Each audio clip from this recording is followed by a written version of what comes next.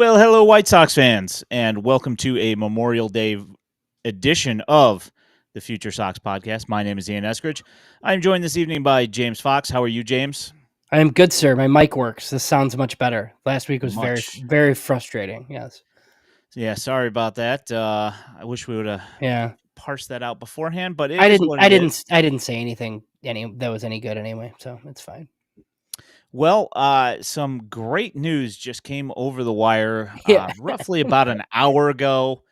And I am speaking of the announcement that has come out that Angel Hernandez is apparently retiring. Yeah. That's exciting. That's good. How much does it suck though that now we're not going to see people complain about Angel Hernandez anymore? I think it'll just kind of transfer to CB Buckner. Somebody else. Or, Yeah. yeah. I mean, it's somebody else is going to be the worst. And there are plenty of candidates to take over for Angel Hernandez. Although that guy, oh, man, some awful calls from him over the years. When people complain about big league umpiring, do you just laugh and tell them about minor league umpiring? I mean, I could tell them about travel league ball umpiring. Yeah. I mean, yeah, it's yeah, I'm stoked to never have to see that man ever again. Yeah. Remember when he threw? Do you remember when he threw Steve Mongo McMichael out of a Cubs game?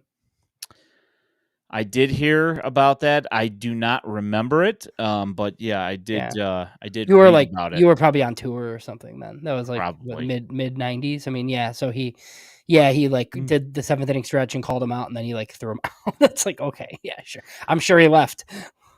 I mean, I probably would have thrown him out too because that guy's pretty obnoxious in general. But yeah, I'm not. I don't think there's anybody that's sad to see that guy go. Yeah, not one person, because he made pretty much everybody's lives miserable from as long as I can remember, really. So, is it normal that it's tomorrow, effective tomorrow, because even Joe West was what kind of an irritant, but he was an okay umpire, right? Yeah, he was he would cause all these issues, but it's not like he was bad at the job. And then he got his whole send off or whatever, where everybody pretended to like him at the end, and then whatever. Angel is not getting that. That is not happening. Wow, that is a quite the suggestion right there. Angel Hernandez to the Savannah Bananas League. That would be hilarious. Next White Sox manager. Ugh. I mean, Jerry's really good at picking people that people don't like. Yeah. So Spalding brought up John Sterling too. So my fear with John Sterling isn't true yet. I was afraid that he was deathly ill, because that's generally what happens when old people just quit a job abruptly. It's they're dead in 3 weeks. Yeah. That didn't happen, which is good, but that was my initial fear when I saw that. Yeah, I was kind of thinking terminal illness myself when I heard that, which, I'm happy to have not seen as of this point. Some other good news did come across in the last, 2 hours or so, is that Barron's reliever and 2020 draftee of the White Sox, Addison Coffey, has been promoted to the Charlotte Knights. Your thoughts, James? Surprised, but good. I mean, not surprised that this version of Addison Coffey is getting promoted to the Knights. That's not surprising. But that 2020 draft I covered extensively. It was very strange. We were all home, during the pandemic, and it was a 5-round draft, and it was weird. And the Sox did the thing where they paid $3 million or whatever it was for Garrett Crochet, but then they also paid $3 million for Jared Kelly, effectively basically making it so they couldn't make any other selections. Addison Coffey was a $30K signing out of a junior college, and I do know he had a history with scouting director Mike Shirley. So, I think Coffey's head of Tommy John, correct? So, I think the stuff has played up a bit to the point where, I'd say likely that he pitches on a bad White Sox team at the end of this year. He's going to be on the 2024 White Sox Sporkle quiz that Sox Machine puts out, I feel like. Entirely possible. For those of you that have not been paying attention, he has a .94 whip, with the Barons and a .53 ERA. The strikeout to inning ratio has been a little bit light this year, comparatively to his normal output, I guess you could say. But the thing is that nobody's getting on base. Yeah. He's hitting him solid, and he's looked really, really solid. And that's a wonderful thing, especially coming after the Arizona Fall League, because a lot of people were kind of wondering if Addison Coffey was done. And the thing that I pointed out to a lot of people was that he had already pitched 75 innings or so in the regular season, which is probably more than he had ever thrown in his entire life. And then they sent him to Arizona, where he ended up pitching like another 25 innings or something when he was already cooked. So it wasn't a surprise that he did not have the best fall league stats. So, yeah, good stuff. Well, is it 0.94 whip like 6th or 7th on the Barons? Like, I haven't looked at whips that closely, but That's fair. that Yeah. staff is awesome. Yeah. Yeah. It's kind of a bummer for him, probably, to obviously he's happy to go to AAA, but I mean, to have to leave that Baron staff right now, I mean, I have to imagine all those guys are just having a blast. Or that ballpark. People are probably like, good luck, buddy. Like, have fun in the International League, like pitching in a sandbox. Yeah. I was just looking it up just a little bit ago, and I think he's got something like a 50% ground ball rate. He's going to need this it. year. So, yeah, that is a extremely important stat for, he's got a 48.9% ground ball percentage, which, hopefully should help him in Charlotte, but that park is just not kind to pitchers in general, and I don't know exactly what to expect out of anybody when they end up in that park. So, I guess we'll see. Well, and I don't know how much we were going to get into this, but it does seem like, the White Sox have got it out there now. Like Paul Janisch was on with Chuck Garfien this week. There was, some of that was informative. Chris Getz spoke. It doesn't seem like they're in any hurry to get some of these guys to Charlotte. Like they're going to be, and obviously we'll get into the Schultz thing a little bit if you want to, but like, it just seems like they're fine with, like I think they want to win the Southern League, but also I think they're just, they're fine with calling up 40-man guys from double and just not even bothering with sending them to Charlotte, I think, at this point. Yeah, I think the quote that they used was that Birmingham was going to be the launching pad to Chicago.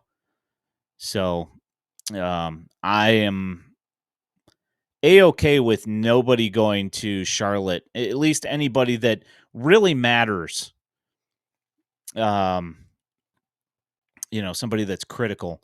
I don't have any problem with them not going to Charlotte, because do we really need to see them get a 38-degree 95-mile-an-hour home run hit off of them in a park? I mean, I'm okay with not seeing that. So, yeah, Doug. So, I mean, the thing that was always the issue for me was like the opposite of that, right? Like the hitters are not good, but to me, it was like the Jake Berger effect and some of these other guys that like equally propped up hitters that weren't necessarily as good as it like, affected pitchers that were decent whose numbers looked bad. Like I thought there were guys that went to AAA and just started launching that were like never going to do that, ever, like in the big leagues. Yeah, you could look at somebody like Wilmer Defoe, where his stats, every time we've seen him in Major League Baseball, it's always been less than bat. And in Charlotte, he's looked like a fairly good hitter, which I know that if he gets promoted to the White Sox, that those numbers are going to go away. So, for sure. And it's really bizarre, because there are some guys that really, really benefit from going to Charlotte, and makes them look like they're world beaters.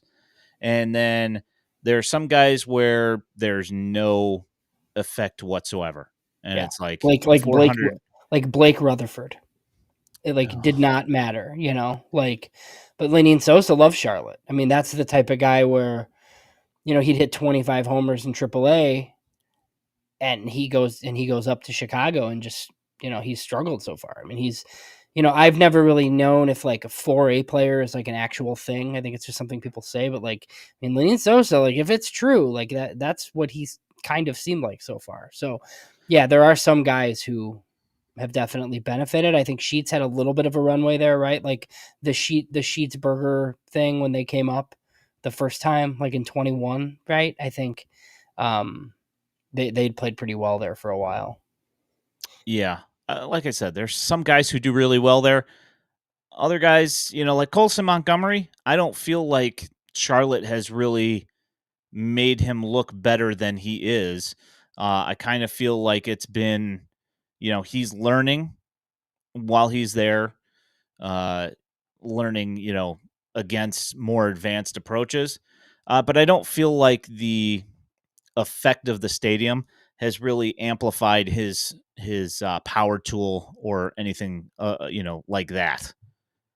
So I don't know. It's one of those things where it can make a hitter look really, really good, but it can also it never makes pitchers look good.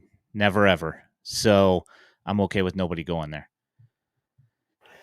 Yeah, and it just seems like, I mean, the Schultz plan right now, we can, the Schultz doctrine, like is fine. I think it's better than going to a 6-man. Personally, we can debate that if you want, but they clearly like they have too many arms, like, and it's just kind of like we've been talking about the draft, right? And we're gonna have guests on over the next month, and like you can never have too much pitching, right? But like, I mean, I feel like they kind of can. Like, I think they kind of can have too much pitching, like because you need like there's no such thing as a pitching prospect, that whole thing, right? But like you need places for these guys to accumulate innings, and you just don't have runway for many more starters. Like unless you're going to start trading guys for offense or you're going to start moving guys to the bullpen, like there's just not starting spots available. So like if you were to go into this next draft, for instance, and take like 4 college starters in your first 5 picks, like,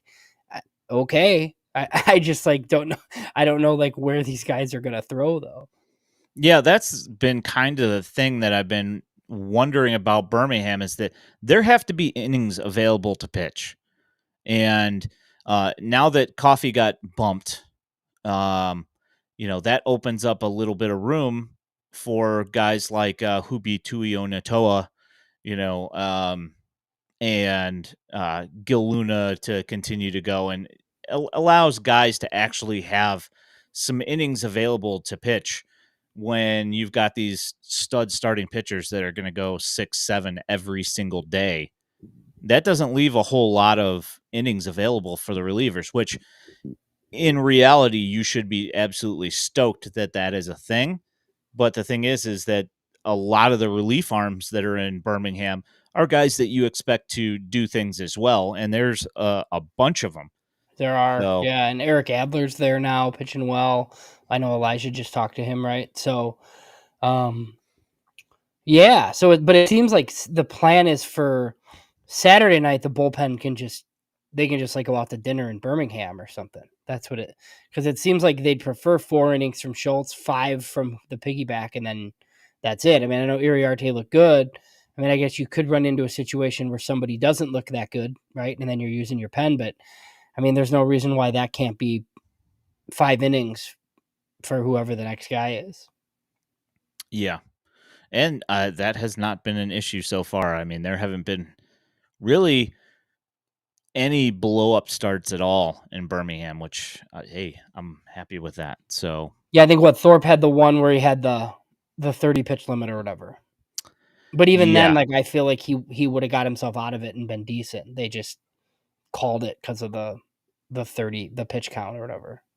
Yeah, I mean, had they really been militant about it, they could have done it again in the next start, because the next start he was at 31 pitches in the first inning. He Yeah. got himself out of it and then ended up having he just missed a quality start by one out because he ran into his pitch limit. Well, I feel like I tweeted about this Schultz thing and like their plan, and Paul Janisch talked about it this week. I know, like you and I kind of touched on it, I thought, and I know you knew about it, but I feel like there were a lot of people that didn't really get it or didn't really know because, like I mentioned that Jairo Uriarte was the piggyback, and I had multiple comments that were like, "Oh, did the Sox think he's a reliever?" That was one of the like knocks on him, and it's like, no, it's just it's his turn this week, right? So, Yep. For anybody that didn't see, Jairo Uriarte, when Drew Thorpe does this, it's going to like be ridiculous, but whatever. Drew Thorpe, Kai Bush, Jake Eater, Mason Adams, they will all take turns piggybacking Noah Schultz. So, whoever's like, just up that week basically will get 5 innings off of Schultz's 4. So that is what they're doing at Double-A Birmingham for now. Yeah. I feel like it's almost unfair to the other team because they have to see Noah Schultz first, and then they're going to have, whether it be Mason Adams, who's used to piggybacking Noah Schultz because they did it for 2 months in Kannapolis, or Iriarte or Drew Thorpe. If I kind of think that this is not going to be an issue for too long because I kind of see somebody making the trip elsewhere and not being in that rotation for too long. Yeah, you would Just a think thought. so. Well, yeah, because like here's like if all of a sudden Eric Fetty is on another team and whatever flexing, there's an injury, whatever, right? Like I think Cannon's probably the next guy up, but after that, like it's probably Thorpe, like unless they want to go to Eater or Bush or somebody instead. But I mean, yeah, like I feel like, after Cannon, it's not Tuki Tuasant. Like it's going to be, somebody from the Birmingham rotation. So, and with the big league Yeah. team, I think it could be like somebody could be traded literally any day. Somebody could be DFA'd literally any day. Like they could just go all young, like on the spur of a moment here. I mean, they're 15 and 40. So it could, we're going to see. But they're staying competitive. So, well, that's why they hired Chris Getz. So, he wouldn't have turn to it take around quick. he wouldn't have to waste a year. And here's the thing. Like I tweeted that earlier and then I get all the Getz stuff like we've been fairly positive I think on this show and like I'm not going to like stop like if I truly feel that way. Like I think some of the stuff Chris Getz has done has been fine. Like, it's not his fault. It's Jerry's fault. Like, Jerry's the one that said that. Chris Getz never said, hey, we're going to win this year. Ever. That's never been uttered by the man because he's Nope. not a crazy person. Like, Jerry was the one that said that, but it sets him up, like, horribly. So, it's not great, Bob. Yeah, it really puts the eyes on Chris Getz by him saying that because then, you get and I'm realistic people like you and I are not going to say, oh yeah, they're going to be competitive in 2024. We knew that this was not the case and that they were going to be bad this year. But it's become one of those catchphrases, kind of like ask me after the parade. It's kind of one of those things that's just a catchphrase on White Sox Twitter. Oh well, just so we didn't skip a year of not being competitive. Right. So stay out of the White Sox business. yeah. Yeah, so I want to talk about Noah Schultz's start on Saturday. Okay. And absolutely dominant. First guy you saw, he struck out. He had one ball get out of the infield in his 4 innings. And it was a dribbling single up the middle. That's it. Yeah. Insane. I mean, I know it's like double, and like we always kind of talk about this. Like, I think I've said it tonight, right? Oh, tell me what happens when they get to Double-A. Like, but like for him, it doesn't matter. Like he's freaking disgusting. And I think they kind of knew that, right? And they're like, look, if we're gonna do this, like, I think they know that they have plenty of guys that can pitch in Canny or Winston. And some of it is like they want to win the Southern League title. But I don't know. Like this tells me, like, I think Noah Schultz is going to pitch in Chicago in 2025. And I don't know what that means innings wise. Like, I think this year, like, I think conservatively, he makes 20 of these 4 inning starts and he's at 80, right? So if they want to go to 120, 130, 140 next year, there's no reason why half of that isn't going to be in Chicago. Because, like, what are you going to do?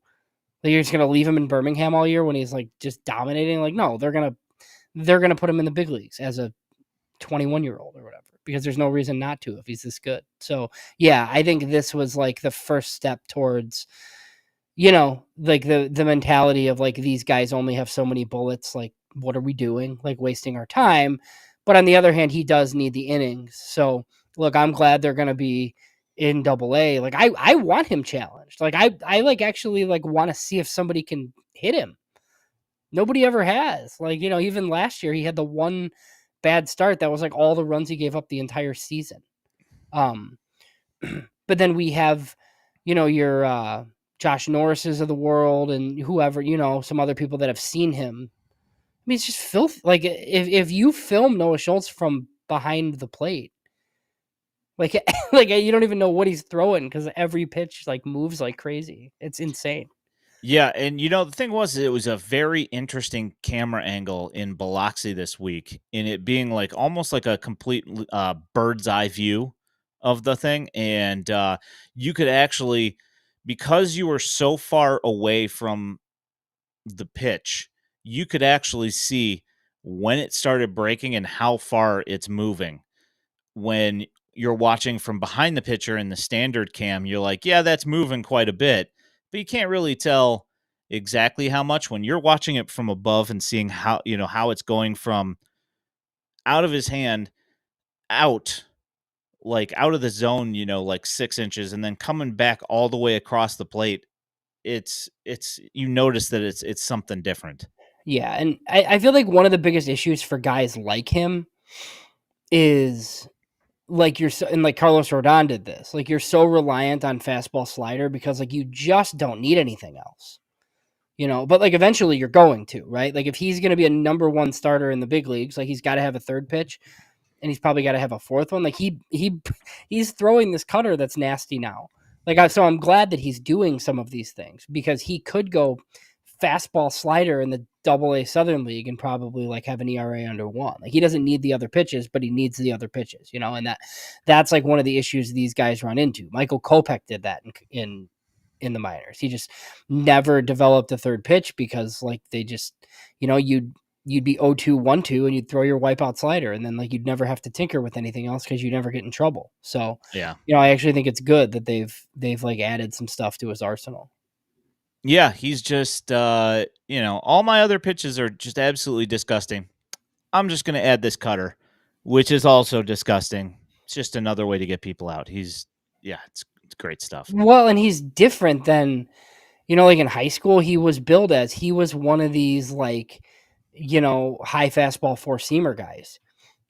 And then as soon as he got in the White Sox system, like, he's throwing a nasty two-seam with like sink. I mean, there's just nobody's going to hit that. Like, they're just not. Like, and the sliders, like, if that's not an 80 grade slider, like I don't know that an 80 grade slider exists, So like it is what it is, like it's just not like if you are down in the count, like there's no chance at all that you're, and like the swings are just, and I know you're the one pumping video and laughing at 2 a.m. after, like when you're like finally watching some of these swings, it's just like these guys, the righties have no chance.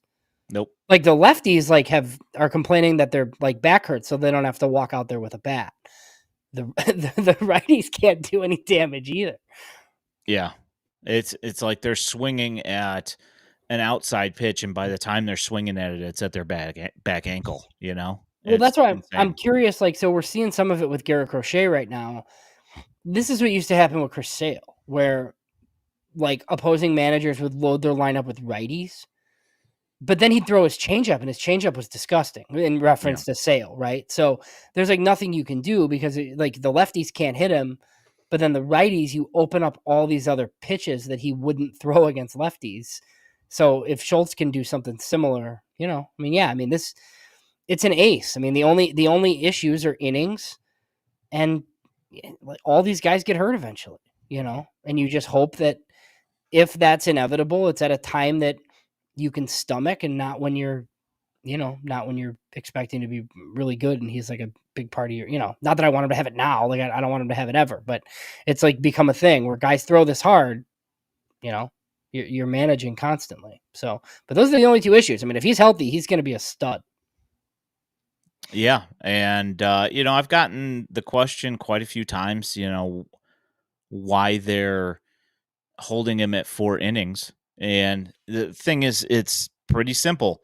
You can't expect him to go from 27 innings in 2023. You can't expect him to go to 140 innings in 2024. It's just not possible. So they kind of have to ramp him up. So the best way that they have come up with is to have him doing 4 inning starts. And I will say on that side of things is that with this last game, he was through 4 innings on 40 pitches and only one ball got through the infield.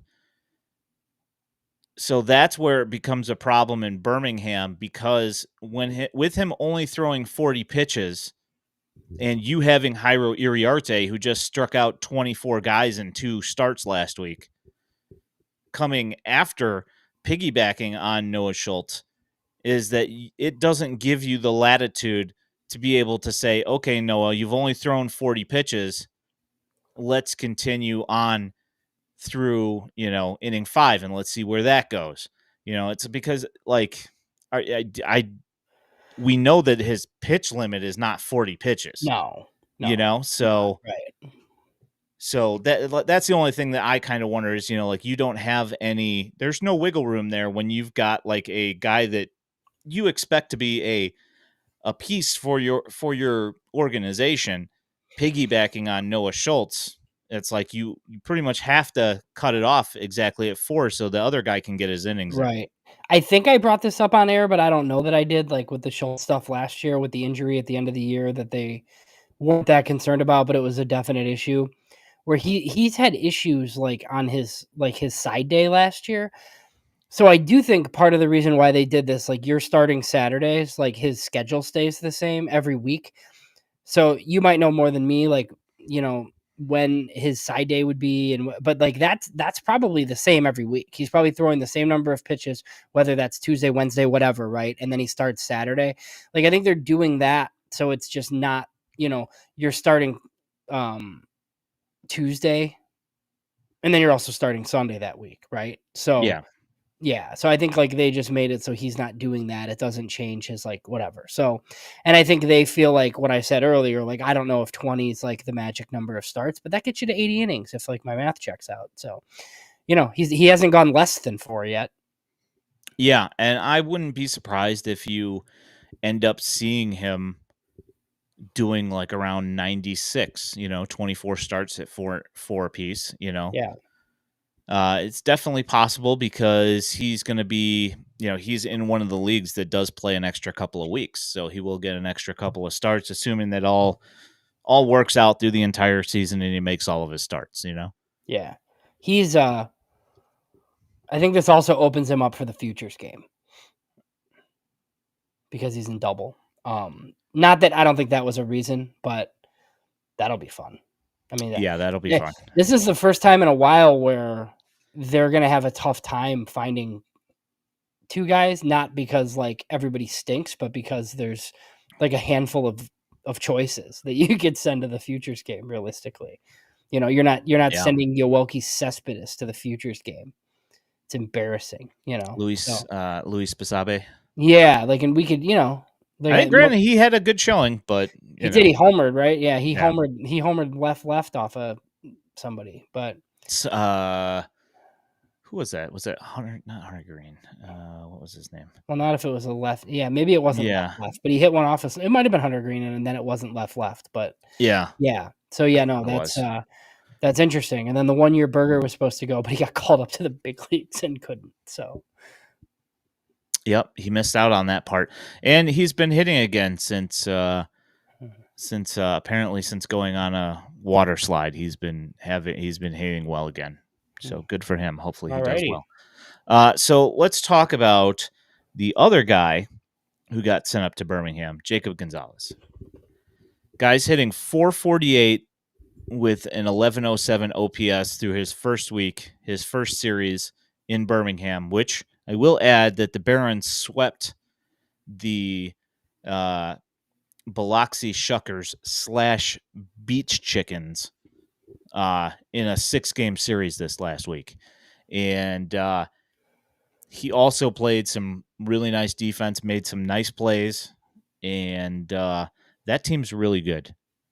The Barons are really good. Yeah, they're because you're like the thing is like their offense is pretty good, but like you're just not going to score on them like enough like consistently, So yeah, so Jacob Gonzalez, what do you think about him playing second base some?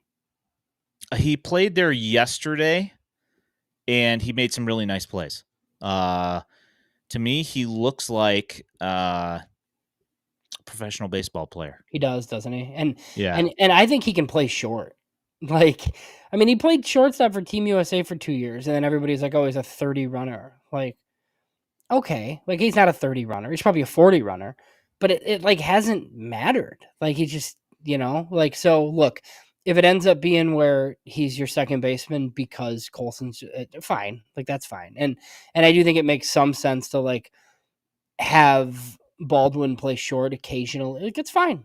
Having too many guys is like never been a problem.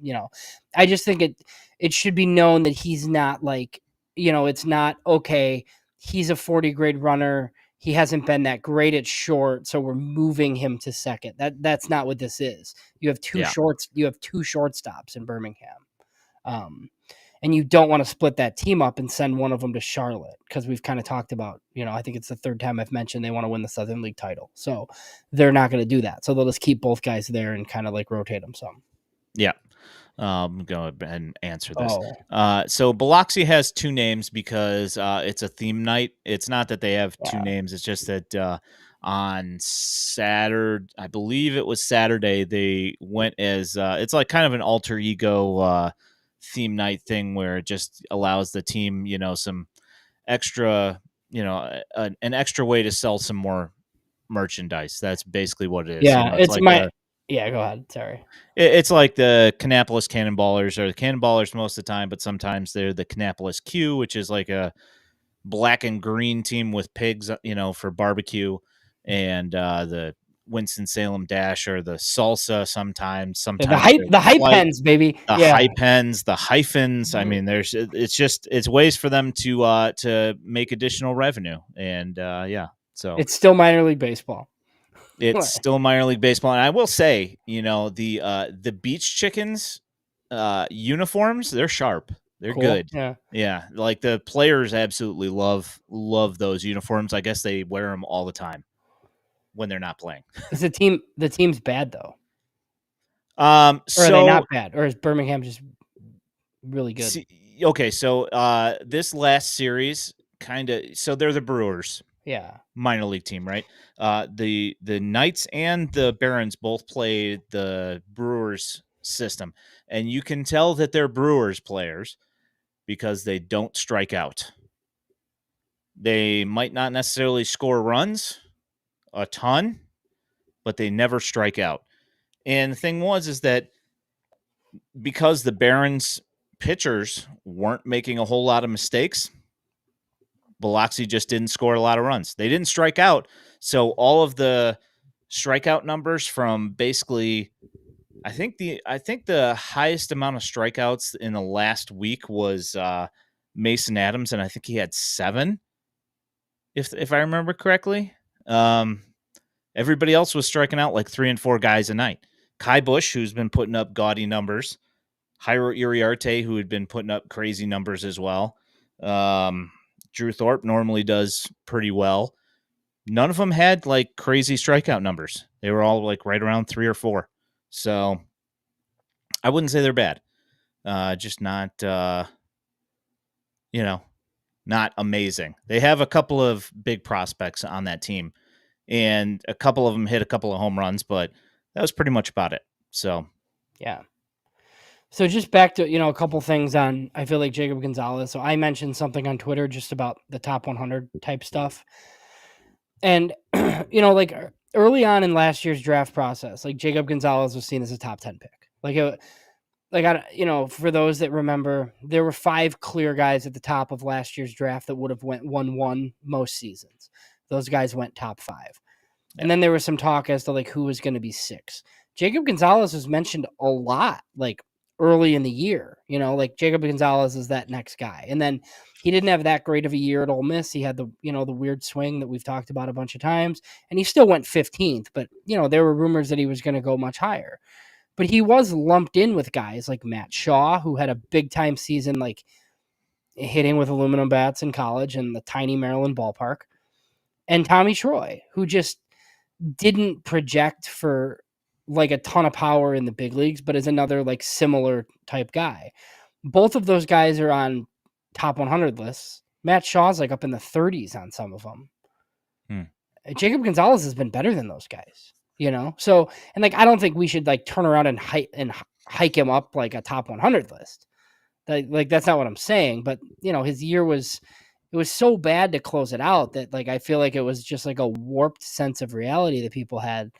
Like if he keeps doing this, and he's not going to hit 440 in Birmingham, like he's not, but it's pretty good. I mean, if he's like a 130 WRC plus guy in Double-A and he can play shortstop, like it's a top 100 prospect. Like it just is. I think we'd like to see more power, but he gets on base and plays short and hits left-handed.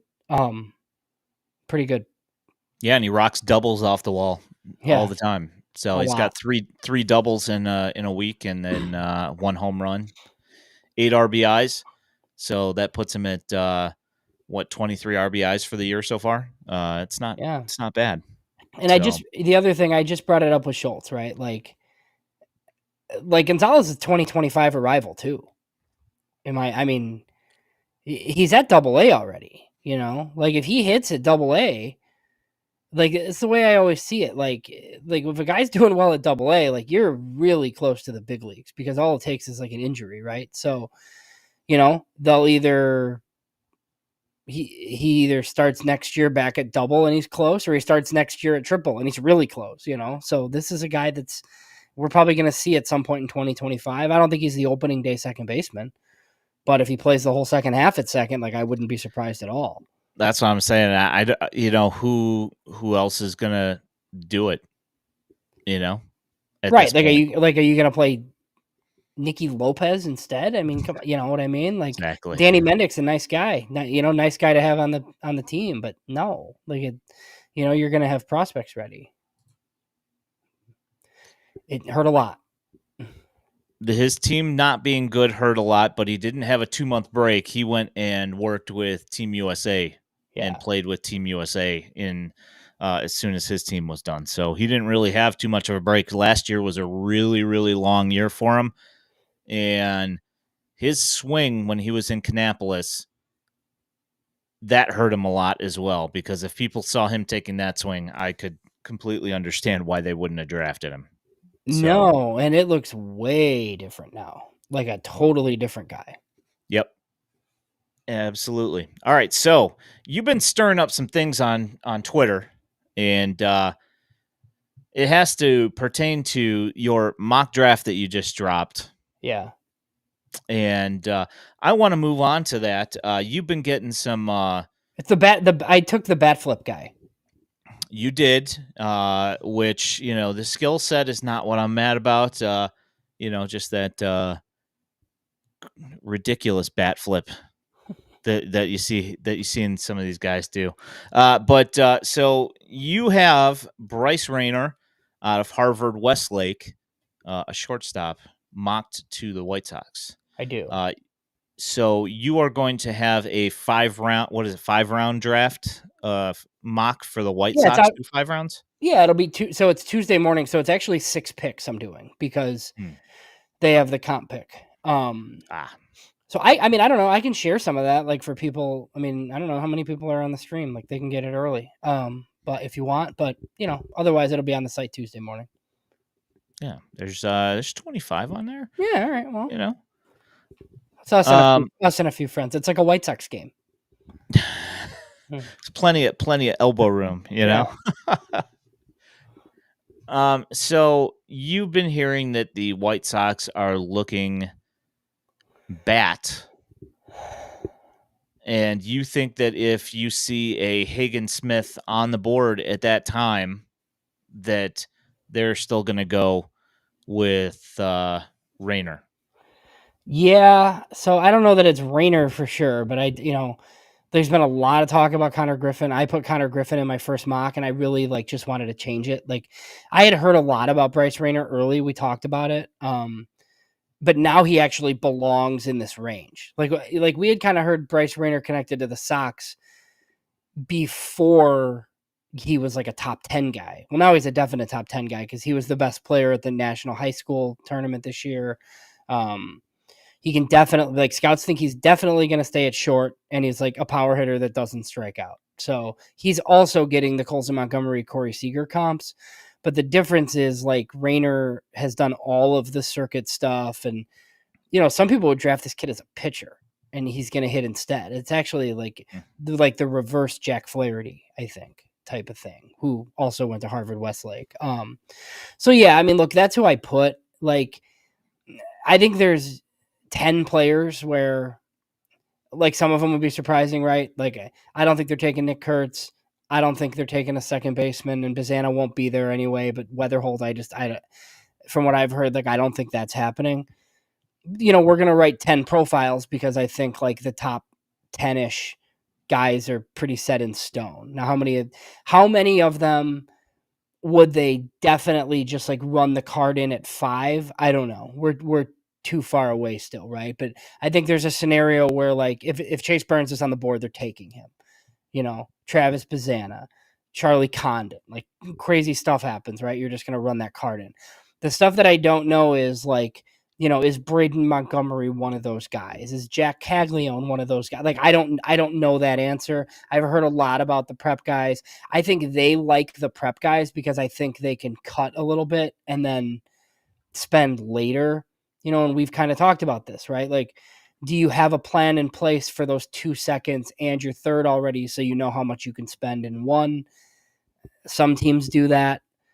At 5, you should probably just take the best guy, So we'll debate this. We'll have a bunch of guests and talk about it. But in this version, I went with Bryce Rayner, but that left Hagen Smith on the board, which I think was probably the most controversial part of it. Obviously, Cags and Montgomery were on the board too, but I didn't really hear that much on that. It was mostly passing on Hagen Smith. Yeah, I have seen so many people that have, especially once you drop this about Braden Montgomery and just how he's the guy and he has to be the guy. It's just agreed, Pusher. Agreed.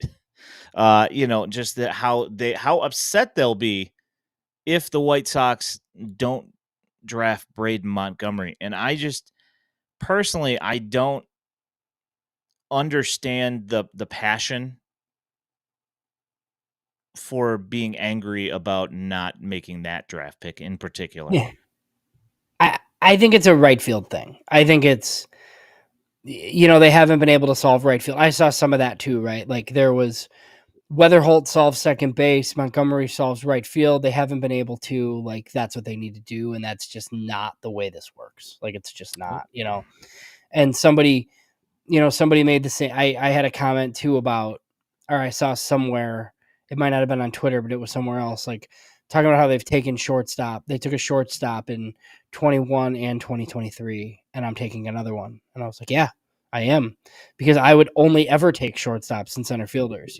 We've talked enough about this. I think there's that rare case, third base, but I mean, shortstops and center fielders can play everywhere. That's why they all played there when they were in 8th grade. That's all the best players go. Yeah, all these guys played those spots, and then they moved to other spots. When there's other guys that are better at those spots, it's not. So I didn't think that part was controversial. I mean, Connor Griffin's shortstop, center field as well. That's why I think look, if it's not an up the middle guy or a premium pitcher, I'm going to be a little bit surprised. I mean, Braden Montgomery is probably typical right field profile. If they take Braden Montgomery, like, I'm going to trust Mike Shirley at this point. But, like, like you're taking a corner at 5 when you probably don't have to, because one of the pitchers or one of the, middle profile guys will probably be there instead. Yeah. I'm not forcing a pick for a position, especially when it's like a corner outfield guy or first baseman. Mm-hmm. It's just, we all kind of had the feeling, and Wolf brings up is Vaughn's replacement already in the system? Possibly. Who knows? I mean, we have no idea. There's a couple of guys that could possibly make a run at it, but that's fully dependent on them. But the overall athleticism and top talent for up the middle players, it just seems like either that or a power starting pitcher. That's it. Right. Like, if they take Hagen Smith at 5, like, great. Yeah. Like, I was wrong. Maybe my next mock, I mock him there once more information's out, like I think the first line in the thing was we're 7 weeks away. I just felt like we needed to get something out there. But look, I've heard Bryce Rayner a ton. I've heard Connor Griffin a ton. Keith Law linked him to Jack Caglione this week. I've heard from some that, Chase Burns will not get past them, but like, I don't think Chase Burns is going to get to them. I mean, did you watch that? I mean, you watched that guy, but I mean, like, how's that guy going to last a 5? Like, that's insane, So yeah, like, I'm sure there's a couple of guys where it's like, okay, if this happens, this is who we're taking, and it might alter like the rest of what we're doing, but so what, So yeah, like, it's but look, they're not going to be afraid to take high school players. Like, this is not going to be somebody comes in the draft room and overrules, like, the scouting director and like Chris Getz, and it does seem like defense is a priority for one, and maybe with the later picks that'll matter too. But, pitching, I've always been a big fan of college pitching on like in rounds like 2, 3, 4, 5. In the exercise that I did this week, though, I have them taking 4 hitters with their first 4 picks. And then I had them taking a 4th round college starter and a 5th round college starter too. But, it probably won't play out that way. I mean, their first 4 picks, like, I'm sure one of them will be a pitcher, but the way the system is lined up, like, the system can definitely bring in early hitters. We talked earlier with the pitchers, like, how there's nowhere for these guys to pitch. There's definitely room for position players, like every affiliate. Yeah. Agreed. I'd just like to point out that Angel Hernandez just released a statement. Oh, God. Confirming his retirement. Oh. So it would have been better if he said that Bob was wrong and that he's umpiring tomorrow. That would have been really funny, but alas, no. He says, I have decided that I want to spend more time with my family. Oh, come on. So, good riddance, pal. This is Urban Meyer. So basically, so Angel Hernandez is going to be coaching the Jacksonville Jaguars in 2 years, is what we're saying. Yes. It's possible. Yeah, something like that. So you want me to run through these names, or do you want to do something else? Yeah, I mean, you can. Yeah, okay, so I can do, like, briefly. So I went with a college guy in the 2nd round, a guy that was mocked in the top 10, like, all preseason, a guy by the name of Mike Sirota. So very similar to other guys that have been in Chicago, but it's a Northeastern. Yeah, center field profile out of Northeastern. He really struggled to start the year. He's had some injuries, but he's been great lately. Keith Law had him, I think, like in the 30s. Other guys have him like in the 70s. So, right at 43 for about $2 million or so makes sense to me. Definite center fielder, not a huge like power threat type guy, but a guy that can definitely play center. It'll definitely fit, I think, what Chris Getz wants to do. And it is upside out of a college guy because he's a young college guy. He turns 21 like soon. Like, he's not 21 yet. He'll be 21 soon. So, that's just the type of thing where the Sox have done this a lot, like whether because of injury or just guys had struggled a little bit where they feel like they're getting like a guy that has more talent than like where he was taken, like the Grant Taylor effect type thing. Like I just think at 43 it makes some sense. A name that you've heard of, I think, Peyton Stovall is at Arkansas. So Peyton Stovall was one of the best like prep hitters in the country in 2021. He was out of Louisiana. There were a lot of rumors that the White Sox were interested in him with, one of the picks that ended up being Colson Montgomery or Wes Kath. That they had some interest in Peyton Stovall as a Louisiana prep. He pulled his name out of the draft, decided to go to Arkansas. He's had some tough times at Arkansas where it hasn't been great. But I think he's got 9 homers, some on base ability. He's been hurt twice. But he can really hit as a second baseman. But again, not a big power guy. Some comps to like DJ LeMahieu. But I mean that's a third round pick, right? So then, like I feel like they would save money with what I'm proposing. JD Dix is a guy that I've heard he plays on the White Sox. He played on the White Sox area code team.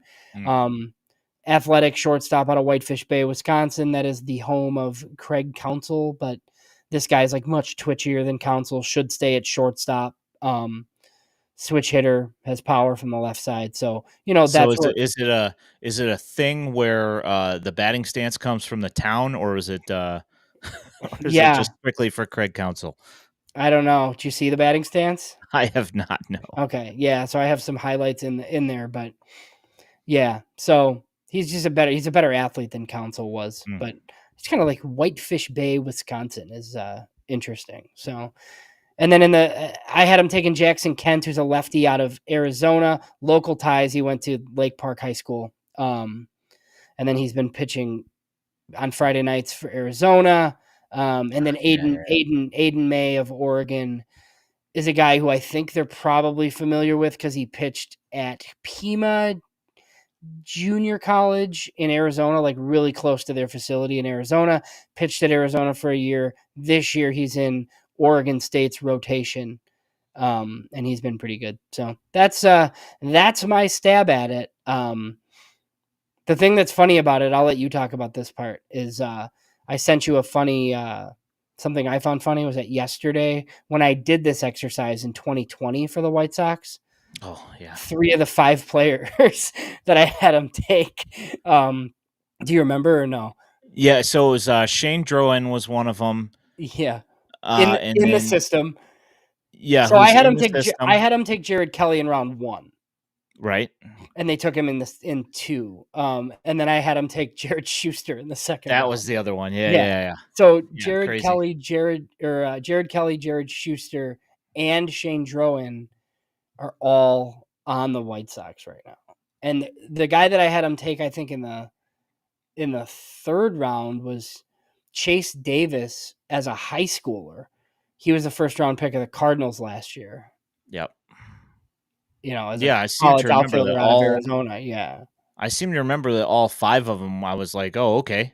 Yeah. And they're all like, at least, like I know the names, and granted, I know a bunch of minor league names, so that's not really all that surprising, I suppose. Yeah. But yeah.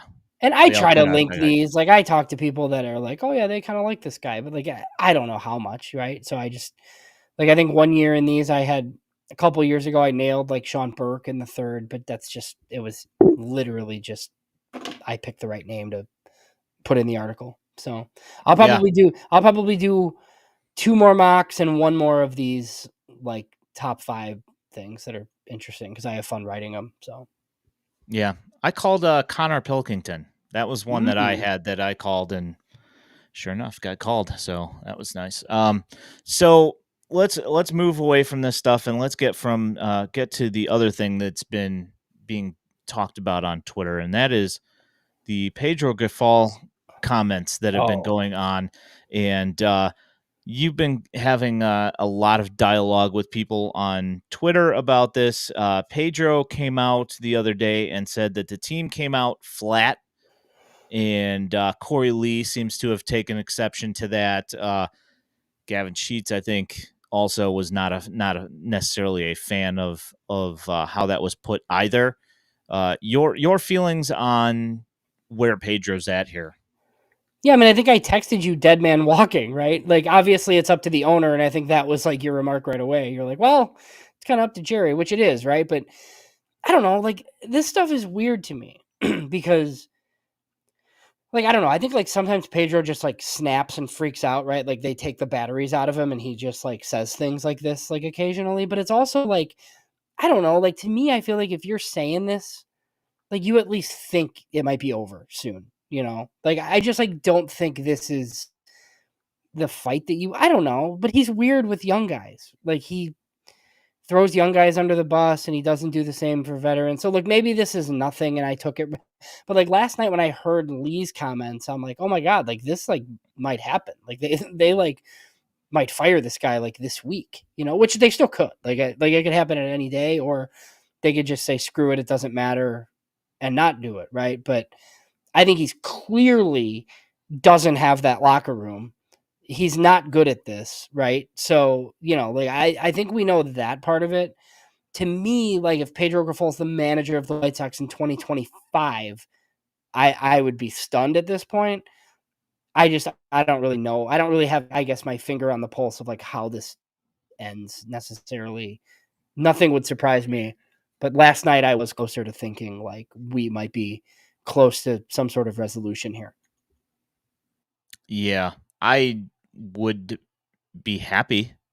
I mean, I'm perfectly fine with Charlie Montoyo taking over and being the guy for the rest of the year, and just have him be, the caretaker for the last couple of months here.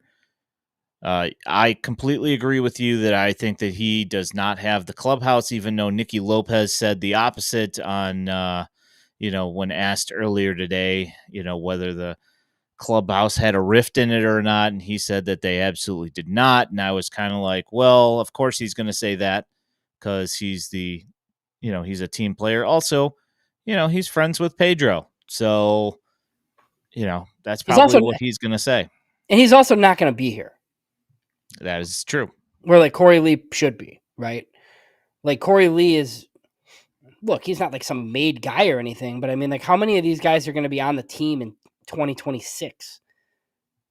I mean, Corey Lee probably should be based off what we've seen. You know what I mean? So maybe Corey Lee is a little bit more honest about the situation because he doesn't really care that much because he's going to be here longer than Pedro is. I don't know that Nicky and Paul DeYoung and some of these other guys will be. I think they're, this is it for them. So, if some of them do defend their manager, I wouldn't be that surprised. It's a lot of interesting stuff here in the chat for us. Sure is. This is kind of where I'm leaning, but Yeah. I also have seen External, I've also yeah. I think seen this as well. Skip Schumacher as an external candidate. Like, he's tight with Tony La Russa. I know people don't love hearing that, obviously, that, like, Tony La Russa's involved, but hey, like, shocker, like, Tony La Russa's involved. And I think he has, like, a lot of fans though. Like, Skip Schumacher could probably, like, go work somewhere. He doesn't, like, have to come manage the White Sox. I think there will be interest in him. The Santos thing is interesting to me because he was brought in this year specifically to manage the Barons, right? So, yeah, I mean, it could be him like that. He's been good. Yeah, I mean, does he leapfrog Jershely? Maybe. I know your thoughts on that. We won't get into them, but I just, yeah, like, he comes in with this new front office. Like, I would think that those are two names, like, probably the top external and top internal name, like were just mentioned. You have any thoughts on this at all? Yeah, like, makes sense to me. Like, it could be tomorrow. Braves letterhead. The Atlanta Braves acquire, Tommy Pham for such and such a guy. Their system sucks though, but I mean, you're probably not going to get that much for Tommy Pham. They could probably swing that. Yeah, that was my thinking. Like, I was talking to my kid, and he's like, their system's that bad, and I was like, yeah, I mean, like, their top Pretty bad. prospect is AJ Smith-Shawver, and he's decent, but, like, not anything great, and that's their number one. So I think they got a couple of Illinois preps in there though. Yeah, I mean they have, they have some guys that will probably end up being something. It's just, not anything that really jumps out at me right off the bat. It's something I'd have to really dig deep into to find somebody. Well, somebody brought up so there's like all the Luis Robert like chatter too, and like Bob put in his notes column this week that the White Sox have been reluctant to like trade him, obviously, which we've kind of said, right? Like I said 2 weeks ago that they'd be willing to because they would be, but like there's only a handful of teams in baseball that could even make a trade for Luis Robert, and like most of those teams probably don't want to. The Braves, not one of those teams. They like would not be able to, even if like Alex Anthopoulos is like, hey, we'd really like Luis Robert. They'd be like, okay, well that's good for you, Yeah. like there's no way. So yeah, trade me as the Albies. Fam makes some sense. Yeah. You have anything else for this week?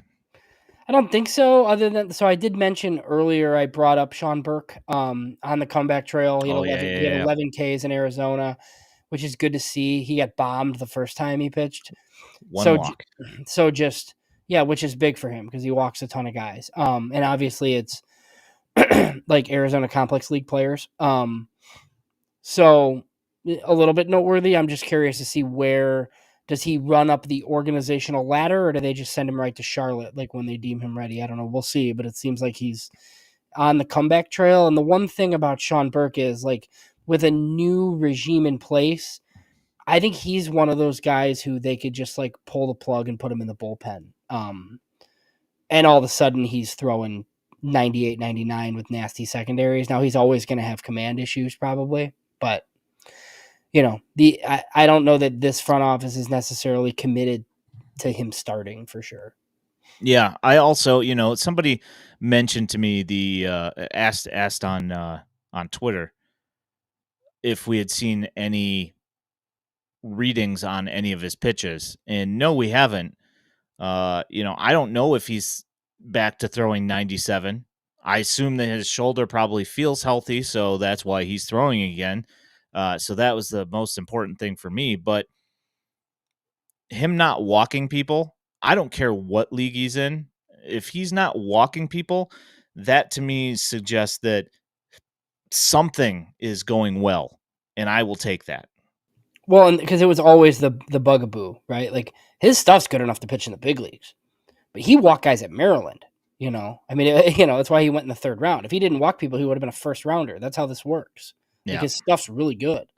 But yeah, like he's got like some of like Nick Nastrini be similar. It's just like they have command issues, and this is what happens. So yes, like Sean Burke could be out of the organization in 6 months, or he could be back into the top 15 of their prospect list. I mean, it's like just he's the microcosm of there's no such thing as a pitching prospect. Like he just is. Yeah. Like this is like he's knocking on the door of the big leagues. The stuff is great, and then has shoulder issues. Exactly. Like it sucks. Whether the shoulder holds up and whether he can throw strikes. That's it. So then, before we go, you're the video guy. I'm going to put you on the spot, so I think you'll be ready though.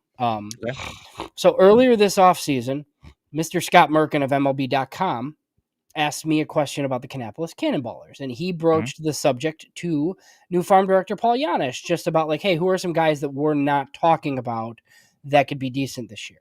And I was surprised by the name. The name that Paul Janisch gave was Arksy Hernandez in Kannapolis, and it was rough for young Arksy for a while, but he's up to a 106 WRC plus on the year, and he's been pretty good over the last month. So what have you seen on the video? So he hit a home run yesterday, which you can find on our YouTube. You can find it on our Twitter at FutureSox. He was named the Carolina Player of the Week today, along with Drew McDaniel, who made his debut for the Dash today. Second inning didn't go well, but overall things were halfway decent. A lot of speed, pretty good glove, great arm, can hit the baseball, has some pop, has the ability to knock one over the wall. Yeah. He's been coming along. The first, like you said, the first like probably 3-4 weeks of the season, he was pretty rough, and I was wondering whether he was going to end up back in the ACL. Yeah. But then it was like something, like it just started compiling, like things started getting better and better and taking better swings, and he's looked pretty good for the last 3-4 weeks. So I just think it's like the kind of stuff that's interesting under a new farm director, because he wasn't like one of these heralded guys like out of the international signing class. He was just like another guy that was signed for cheap, and it happens, like guys develop, like whatever. But yeah, he was never a guy who, when I was writing my profiles on the DSL, where I was like, hey, Arxie Hernandez is a guy that's why I was just weird. Like I was like, that's the name that Paul Janisch gave you. Like I could, like I thought it was going to be like Riku Nishida or something, like one of these other guys. Ryan Burroughs or something right. that, exactly. And I'm like, oh, that's interesting, So, yep. And then I'd be remiss to not just like mention Galaney before we leave. Full disclosure, like we're going to talk to him at some point here, probably like the next week or two. Kind of talk about his season, talk about the White Sox hitting infrastructure, talk about what draft day was like for him. What he leads the Carolina League in like a ton of offensive categories. I mean, this is a guy who's playing a lot of first base for Canny. His area scout, Kevin Burrell, is a guy who was pretty convinced that he could play some third or play some outfield as well, but he's obviously playing first. So he's going to have to mash to be anything, right? And I think, we can kind of bring that up when we talk to him, but he has been. So he's been really good for the Ballers, and he was a day 3 pick last year. Yeah, he's got like I think it's a 1013 OPS right now in A-ball. And I think today he hit his 6th home run of the year, I think. It was either the 6th or the 7th home run. So, he's putting up some decent numbers. Lots of extra base hits, not just home runs. So, he's also another thing that you kind of have to look at is who he's catching the throws from and how wild the throws are. So I want to see it in person, because I need to see like what these throws really look like, because there's been a couple that have sailed over him, and I'm just kind of curious, how he looks at first base. I've never actually been able to focus on what he's doing at first base. So and he was third base in college. And I think the White Sox have kind of done this, like other than Elko, they've just taken these like corner, like third base, right field, left field guys, and they just play somebody at first at an affiliate. Like it hasn't been a position that they've really like targeted first baseman, which is probably fine. It's absolutely fine, because as we've seen, those guys that profile as first baseman, if they don't play first base, there's not really much you can do with them. So it makes sense, Are you good? I am all good, sir. Fantastic. All right. FutureSox.net. You can find James' mock draft. You can find his on Tuesday, tomorrow morning. Mock. Tomorrow. The 5-round mock for the White Sox. It's just White Sox, right? Yeah, White Sox only. Yeah, but okay. I kept the Rainer pick and then added 5 more, basically, and an explanation. Yeah. All right. So you can find that there. You can support us on Patreon, which there's a link there in all of the articles that you see. My name is Ian Eskridge at Daily White Sox, and he is James Fox at James Fox 917. You can find Future Sox on Twitter, X, whatever, at Future Sox. You can find this show on any platform that you find your podcast. You can also, if you are listening to this in podcast form, know that on Sunday, usually Sunday nights at 8 p.m., you can find us on YouTube or on Twitch every Sunday night. And you can also find all of the starting pitching highlights every night. I upload them to YouTube. Also, all of the home runs that happen throughout the course of a minor league baseball day. You can also find those on there. So thank you so much for your time. Thanks for coming and hanging out. We will catch you guys next week. Thanks for giving us your time. Have a great night. Thanks. Bye.